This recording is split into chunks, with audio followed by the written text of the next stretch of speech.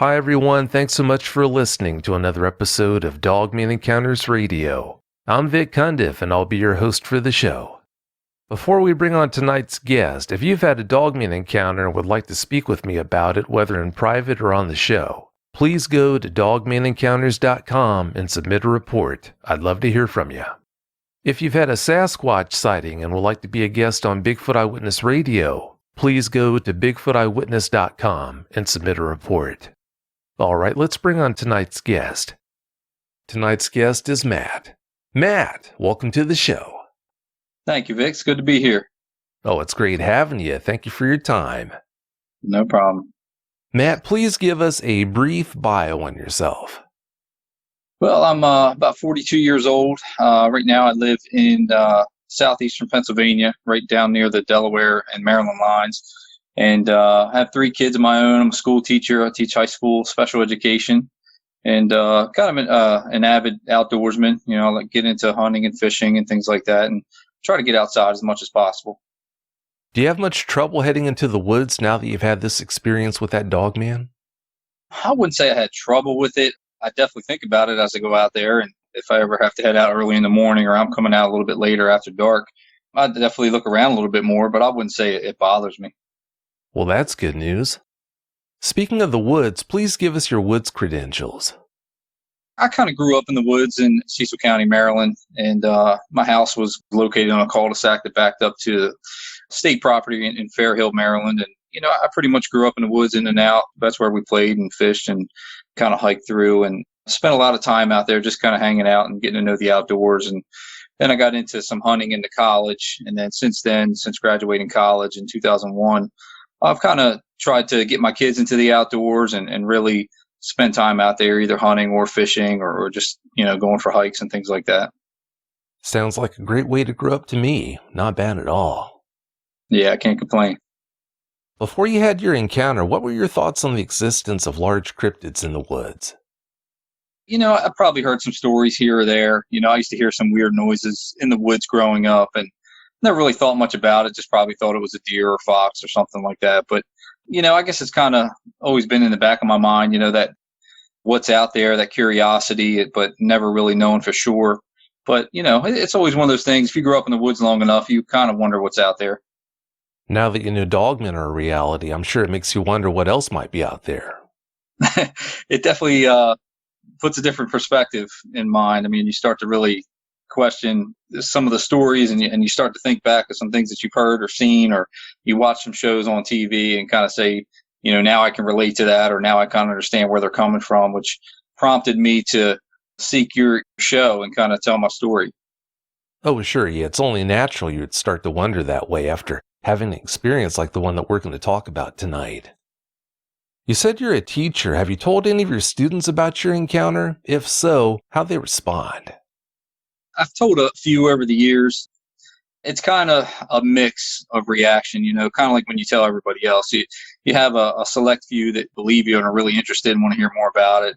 And then you have the other side where they kind of laugh it off and, you know, call you crazy and things like that. And the last thing you want is to be labeled as the crazy teacher that believes in some paranormal activity or some kind of creatures living in the woods. You know, that's not always good. But, you know, some of them have reacted pretty well within it and are really interested in it.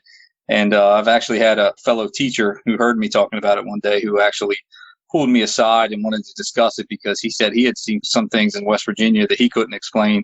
And we got into a good conversation, and he actually knows your show pretty well. And he actually directed me toward your show and place to tell my story. Did you have any fears about any possible trouble it might cause by telling your students about your encounter, i.e. what their parents might think? Yeah, I guess that's one of those things you think about. You know, you don't really want to press it too hard because you don't know the reactions you might get, especially in the day of technology that we're in now, where it comes to Facebook and posting things on the internet and how quickly things can get around. I usually didn't push it too hard, but most of the time, like I said, the kids just kind of blew it off and laughed and thought it was a good story. But, you know, I never really tried to push the envelope too far because you never know what kind of kickbacks you'll get. Oh, no doubt. You said you haven't had much trouble dealing with your encounter. What do you attribute that to? I guess because I wasn't physically harmed by it, or, you know, I didn't feel like it was going to be something that was going to come after me at the time or something. As I'll tell you in the story, it was kind of a brief encounter. And ever since, I've never really seen anything like that. I've heard some different stories where it would scare me a little bit more, but I feel like there's just more of a curiosity behind it more than anything than the fear. Just kind of wondering what I saw and how to explain it, I think is the biggest thing. It just kind of resonates with me and something I think about, even when I tell the story. I know it sounds crazy to a lot of people, but at the same time, I saw what I saw, and, I'm not going to back down from that. Like I told you before, I'm so glad that you're able to deal with this in such a healthy way. That's great. You had 2 other guys with you when you had your encounter. What can you tell us about them? There were some guys one guy that I knew for quite a while, growing up playing sports and things from another school in the county. And then the other guy I actually met in college. He was kind of more friends with the other guy that I was with. But they were just guys that we decided to get together and go hunting that morning. The one guy I've hunted with before, the other guy was brand new that first time. So, I knew them through sports and through school. And it kind of stinks. I haven't really seen them since we graduated college. So, it's kind of been a while since I've talked to them. But yeah, it's been a little while. Well, if you have to have an encounter with a Dogman, in my opinion, it's always better to have people with you than to be alone, but again, that's just my opinion. You had your encounter in the Pocomoke Forest, which from what I hear has an interesting reputation. What more can you tell us about the place? Well, to be honest, I didn't know much about it while I was there. I went to school in Salisbury, Maryland, which is, if I recall now, it's probably maybe 45 minutes, a little bit north of Pocomoke Forest. But I didn't know much about it. I guess those guys were kind of from that way, knew about the forest and knew it was a good hunting spot to turkey hunt. So I just kind of jumped in it with them, and they were kind of the guides that day and showed us where to go. But since then, after I told this story a few times, I started to surf around the internet a little bit, and it kind of surprised me as I started to pull up Pocomoke Forest. I kept seeing things about hauntings, and it was even on the list of the top 15 most haunted forests in the world. So stuff like that started to really pique my interest, and some other people started to believe it once I started to show them, some of the things that have been seen and heard in the Pocomoke Forest. But that was my first and last encounter at the Pocomoke Forest, and I can't say I wouldn't go back, but I certainly would definitely think twice about what time I went and who I was with if I were to go back there. From what I understand, not only does the Pocomoke have a reputation for being haunted, you found out that the place also has a history of Dogman encounters. Please expand on that for us. As I started to dig a little bit deeper through the internet, I got to see sometimes they would say that there were ghostly figures, ghostly creatures, one of them being a werewolf. The encounter that I had and what I saw certainly was not a ghostly figure. It wasn't like a spirit. It was an actual live animal. But it's kind of intriguing to hear some of the different stories and how they all fit together. And I'd say that the most surprising thing, Vic, was I guess about 2 years after that encounter, I got a phone call in the middle of the night, probably about midnight. It woke me up out of bed. And it was one of the guys that I was with when I had the encounter. And he was kind of freaking out on the phone, and he couldn't really get out the story he was trying to tell me. So once he calmed down, we figured out that he was at a party of a friend of his, kind of hanging out with some people, and was telling the story. And of course, he had a couple people laugh and snicker. But he said out of the blue, a guy came over and said, "Wait a minute, are you talking about the Pocomoke werewolf?" And it kind of blew his mind. He's like, "Wait a minute, do you know about that?" And the guy said, "Oh, yeah, I'm from down that way, and I've heard plenty of stories about that over the years." And it just kind of freaked him out that somebody else had kind of heard or maybe seen the same things. And he decided to call me right away to kind of reaffirm and get my side of the story, too, to prove to them that there was somebody else out there with him. And it was just pretty crazy to think that we weren't the only ones. Even though there were 3 of us in the vehicle at the time, there are other people down around that area who have seen and heard things really similar that can relate to what we encountered. The Pocomoke werewolf, that sure does have a creepy sound to it. You got it. It does. All right, Matt, please tell us about your encounter now. Give us every last detail that comes to mind. Okay, so it all started, like I said, when we decided to go turkey hunting in the spring, probably early spring, somewhere around April. And like I said, we were heading down the Pocomoke Forest, which I had never been to. I just was kind of tagging along on the hunt just to get out. And something we had to do really early in the morning. If anybody's ever turkey hunted, you have to get out and set up pretty early before the sun comes up. You have to have everything settled before the sun does come up. So I decided to drive at the time. So I was driving, and the two other guys that were with me jumped into my truck, and we headed south. And like I said, it was probably 40, 45 minutes of a drive south down Route 13. And, we took our time getting there. It was still pitch dark. Not really too many people on the road. And we were hanging down, listening to some country music and just kind of chit-chatting. And we turned off the side road to enter into the Pocomoke Forest. And you could just tell that the forest was a little bit darker than everywhere else. And I don't know if that's because there were no street lights anymore. But when you turned on this back road, it just got eerily dark and quiet. And like I said, I had never been there before, but I was getting directions from one of the other guys. And this is before we had GPS or anything like that. And, he said, turn down this side road back here. And basically it was kind of like a gravel/dirt road. No street lights, not really knowing where you're going. And a lot of the roads aren't even named back there. And we just started to head back. And it was on a long, straight road. And like I said, it was just really, really dark, super early in the morning before the sun came up. And we're just kind of cruising, not thinking much of it, kind of excited for the hunt, though. We're actually getting out to do the stuff we want to do. And I guess I had to say maybe a couple minutes down the road, maybe 5 minutes. You're not driving real fast on these back roads because they're not very good. They're kind of dirt roads with a lot of ruts and pothole type things. And, we're kind of cruising at a slow pace, kicking up some dust in the back, but not going too fast. And as we're getting down the road a little bit, we turn on the side road to kind of head back. I guess it would be towards the east. And as we make the turn, we start driving another minute or so. And all of a sudden, on the right-hand side of the road, on the passenger side of the road, I start to pick up something in my headlights. And we had the high beams on because, like I said, it was pitch black. And I start to pick up something on the side of the road up ahead of us on the passenger side. So I start to lean over like you would, like when you're trying to squint, trying to see something, and I'm thinking, what in the world is that? So as I said that out loud, the other two guys focused their eyes on the side of the road too to see what was coming. So as we're coming, I start to slow down a little bit. And as I'm slowing down, we start to pick up what's on the side of the road. And the way I can describe it is it was very large, well over 6 foot. I would say somewhere between 6.5 feet, probably bigger than the average man.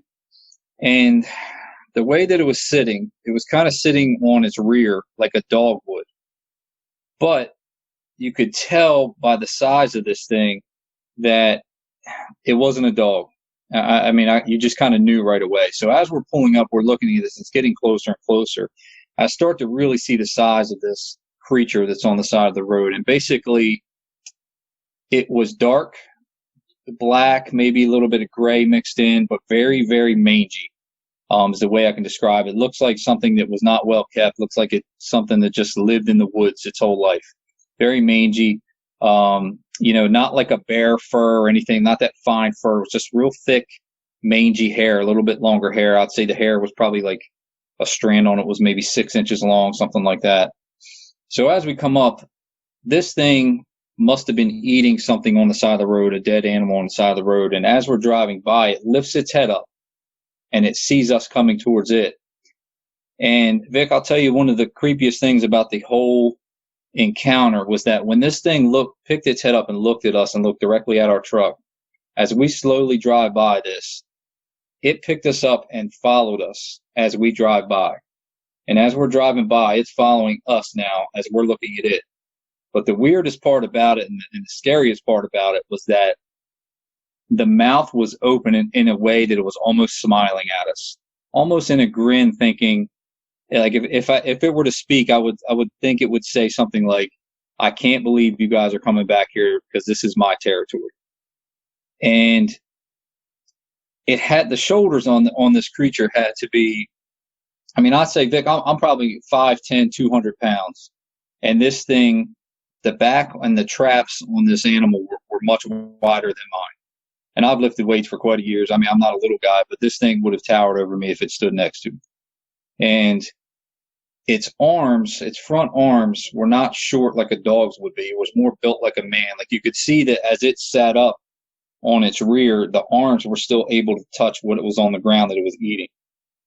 So as this thing is watching us while we drive by, it definitely had a wolf-like head and snout. The muzzle was somewhere between like a wolf and like a German Shepherd, I guess you could say, pointy ears, kind of like that. Very mangy, like I said, and lots just big white teeth. I mean, the teeth, it's something, like I said, it kind of smiled at us as we went by. You could see the whole mouth open, and it kind of looked at us like, I can't believe you guys are coming back here. And it's one of those things where you're so in awe that you didn't know if you should stop, if you should keep going, because we really didn't know what it was. We all just kind of looked at each other at the same time and said, what the heck is that, as we're driving by. So we all three saw it. We all saw it really well. And as this thing is watching us drive by, I didn't hammer on the gas to get out of there. And I think because I was still in shock. I really couldn't believe what we just saw. We had no idea what it was. And we just kept driving, and looking back now, I don't know if it's something where, hey, I should have stopped to get a better look. I mean, when you're in the middle of the Pocomoke Forest, which we've never been in, and it's pitch black, and your lights on the side of the road come up on something like that, eating a dead animal on the side of the road, it's not really something you want to stick around and check out. And now that I'm older and I think about it, how would I have done things differently? But I can tell you that my first instinct was to keep driving. I felt like our vehicle was going to be our safety net. And we kept driving, and we ended up pulling down the back road, I would say a couple miles down the road. And it's kind of funny to think about now, but we were three grown men with loaded shotguns, right? Not quite loaded yet, but about to load up to go out. We had 3 shotguns with ammo, and not one of us would get out of the vehicle before the sun came up to go turkey hunt. And if that doesn't tell you the kind of fear and shock that we were in, I don't know what does. I mean, some people say, well, you had guns, and I'm thinking the scariest part was to be able to get out of the vehicle. I mean, once we exited that vehicle, the sun was starting to come up, and we could see clearly that the thing hadn't followed us, because really, as big as it was, I'm sure it could have kept up running with our vehicle. And we didn't drive really, really far, but again, we're going back into the middle of nowhere, kind of into the safe haven for whatever that thing was. And, we would not get out. All 3 of us looked out at each other and said, I'm not getting out of this truck until that sun comes up. So we were all in agreement that we saw something that we can't explain. People ask me, well, what do you think it was? And I've had different theories from different people about bears and, wolves and big dogs and things like that. And, the closest thing that I can tell people is that I don't know what I saw, but if I had to describe it to you, I would describe it to you as a werewolf. And I know that's crazy to sound. I know a lot of people, as soon as they hear something like that, they start to laugh or snicker. I know some people are a little bit more intrigued by it, but I've tried to find some pictures and images on the internet to kind of show people, and I found some stuff, and they say, well, that's a fake picture. And of course it is, but I found some things that are pretty close to what I saw. And, the comforting part for me is to know that it wasn't just me. It wasn't something crazy. I didn't stay up for a long period of time and I was really tired or anything like that. I mean, there were 3 of us in the truck driving on a back road that saw this all at the same time. And all of us were in agreement that we were not getting out of that vehicle until the sun came up. So, that's one thing that's always kind of helped me out with it, is just knowing that I wasn't the only one that saw it. And for a while there, before I lost contact with the other guys, I had somebody to call on and say, hey, I need you to back me up on this. And, I'm trying to tell the story, but these guys don't believe me. So that was one of the comforting things. But I can tell you just simply, I think the one thing that resonates with me the most was the look on its face. And the way that it kind of had like this snarky looking smile that just, it had like a confidence to it that was saying, you're in my territory now. I don't know what you're doing back here. You must be crazy, but you are in my territory. And it almost looked like he thought it was comical that we were coming back there. So, yeah, I mean, like I said, it had to be at least 6 foot. It had a really big and wide back with super mangy hair. The hair was just really unkempt and long. And like I said, the arms were not like dog legs. They were built like a man's arms, and the shoulders and the way that it reached over when it was eating. it had no problem reaching down to the ground. It wasn't like a dog sitting on its hind legs where the front paws barely touched the ground. This had more than enough to be able to reach over and grab what was ever on the ground that it was eating. So the sheer size alone was one of the things that kept us in the vehicle. I can tell you that, because, if you were to see a coyote, probably even a good sized wolf, yeah, I mean, I think you can kind of tell what that is. But when you see something that size in the middle of the forest on the side of the road, it really makes you think twice about what you're doing there, and think about really, I think one of the things that kept us turning around is because we'd have to go back by it again. So I think that's why we kind of kept driving back to the spot where we were supposed to get out and hunt. But the hunt was nonetheless ruined by the fact that we wouldn't get out of the vehicle until the sun came up. So, yeah, I mean, it's one of those things that, it doesn't necessarily bother me. I don't lose sleep over it. If anything, I'm just kind of intrigued, and I like to hear other stories too that are similar. I know there's some TV shows out there like Monster Quest, things like that. And, we'll put it on TV and I'll get some snickers from people, but I like to listen to it because it kind of reaffirms some of the things that I've seen or heard about. And every once in a while, when you hear somebody that's had a similar encounter, it kind of makes you feel like you're not crazy and you didn't see something. Now, that's not to say if somebody came up to me and said, here's what you saw, and they could verify it and say, this is definitely what you saw, then I'd believe whatever it was. But from my account and what I can say, I can tell you that it's definitely something I can't explain, but if I had to describe it, I would describe it as a werewolf. When you drove by it, how close were you to it at your closest point? It was on the passenger side. Like I said, I was driving, so it was a small dirt road, like a 1-lane road. So it was maybe 3 or 4 feet off the side of the truck, right there on the side of the road. Wow, that's close. Yeah, that's really close. Way too close for comfort. You couldn't tell for sure, but what do you think it was eating? I really couldn't tell because I was so focused on, the creature itself. I mean, if I had to guess, maybe it was something a little bit larger, maybe a dead deer or something like that. But, I was kind of more focused on its face and how it was looking directly at us more than what it was eating. No, that's totally understandable. You had much more important things in your mind than worrying about what it was eating that night. Or I should say that morning. Yep. How far were you from a populated area where you had that encounter? I haven't been down there in quite a while. The forest is pretty big. It's probably, depending on the back roads and things, once you get to Route 13, it gets pretty populated. But there's a long stretch for the Pocomoke Forest there that it's really pretty desolate. There's not too much there. So I would say if we were hightailing out of there trying to find some help, I'd say you're looking at a good 15, 20 minutes, I would think, trying to get out of the forest and then back onto the main road. That's pretty far out. When it was watching you drive by, did it ever give you the impression that it was going to come after you? No, it didn't. And like I said, it kind of had a weird confidence to it. It was almost like daring us to come back there. It kind of seemed like you guys are way, way out of your way here. Like you shouldn't be back here, but I'm a lot bigger and a lot stronger than you. So I'm not really worried about you coming back here. It was kind of a weird confidence that it had. And I think probably one of the creepier parts was that we didn't know if it was following us or not. So we kept driving for a little while till we got to a place where we could park. And like I said, that, the only reassurance we had was that the sun was coming up and I could see around us. But we definitely were not getting out of the vehicle until the sun came up. Can't say I blame you there. You obviously got a creepy vibe from it, but did you also get an evil vibe from it as well?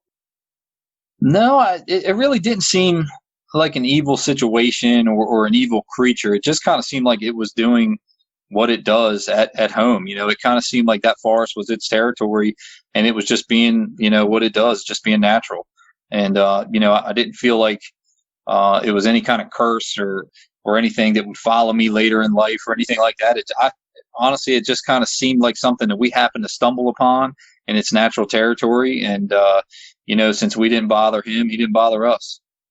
You said you didn't think it would follow you for the rest of your life, but you and the other 2 guys stayed in the truck until sunrise. Were you able to still enjoy your hunt that day, or were you terrified it would come after you that day?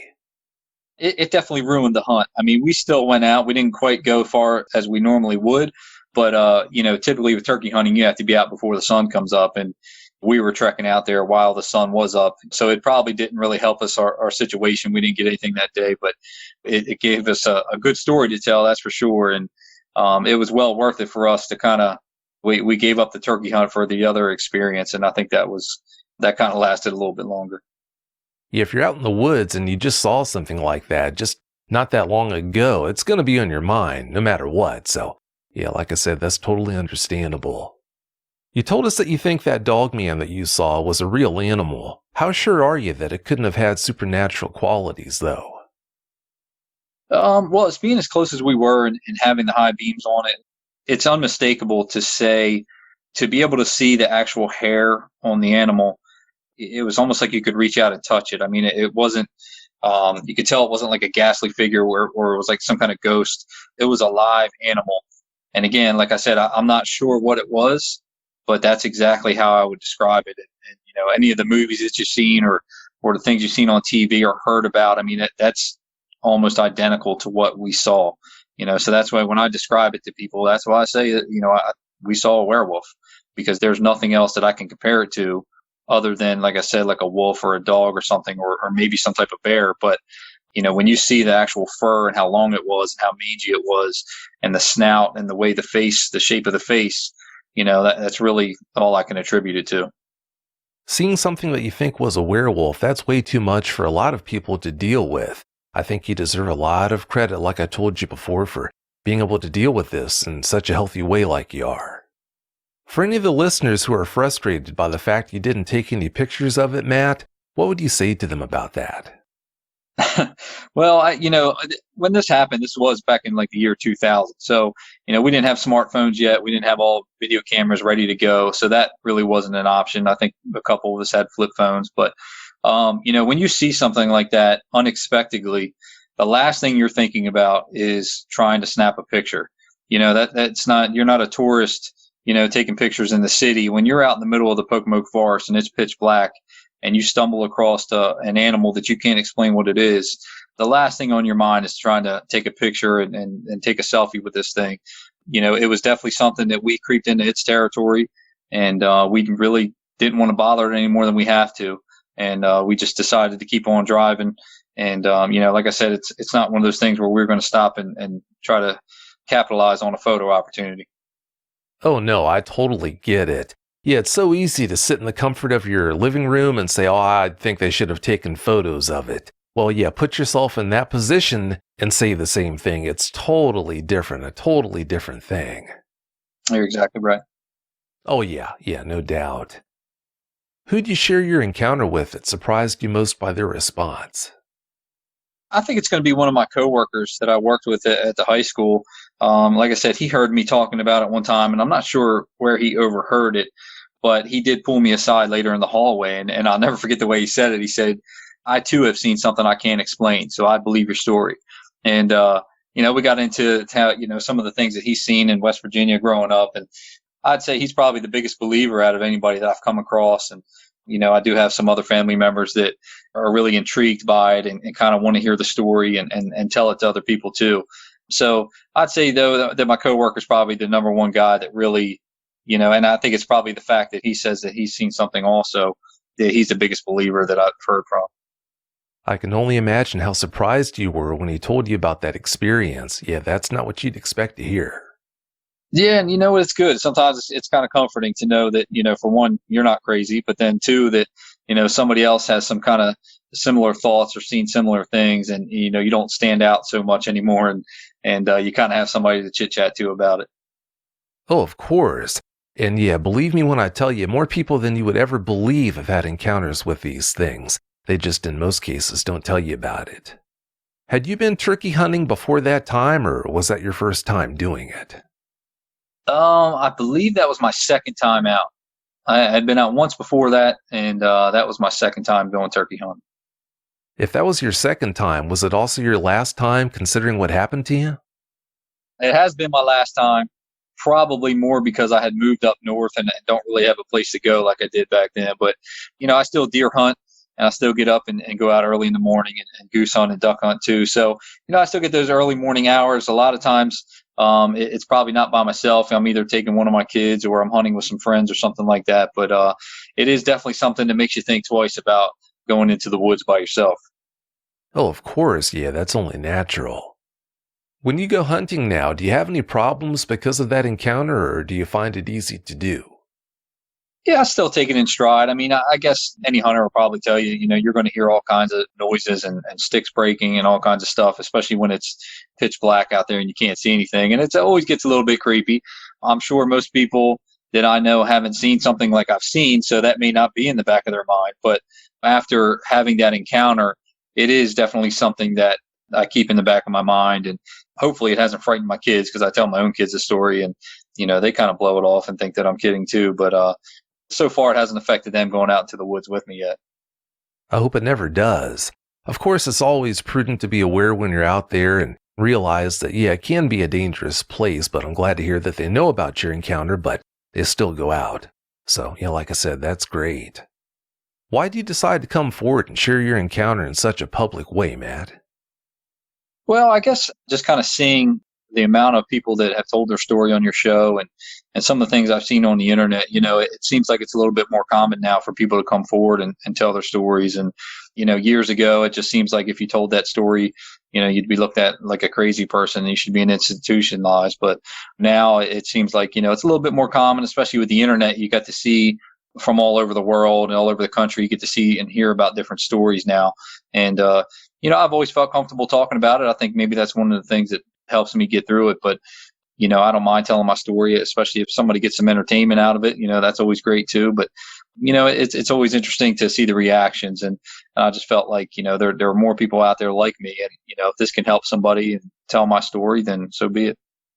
If there ever was a person who had the perfect makeup to deal with an encounter, it's definitely you. Of course, due to the nature of your encounter, it was a lot easier to deal with than a lot of the other ones that I talk with eyewitnesses about, but it goes without saying, I'm so happy to hear that you are dealing with this so well, like I said before. But having said that, Matt, it's about time for us to get out of here. But before we do you have any closing comments you'd like to share?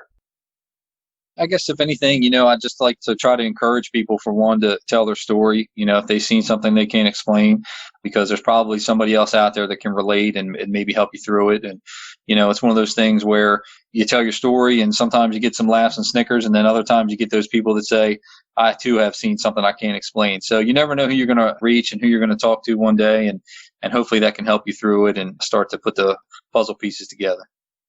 Very good words. Very well said. Well, Matt, I want to thank you so much for coming on and sharing the details of that experience with us. I really do appreciate it. And I appreciate you having me on, Vic. It's been a great time talking with you. Thanks again so much. Have a great night. If you've had a Dogman encounter of your own and would like to speak with me, whether in private or on the show, please go to dogmanencounters.com and submit a report. I'd love to hear from you.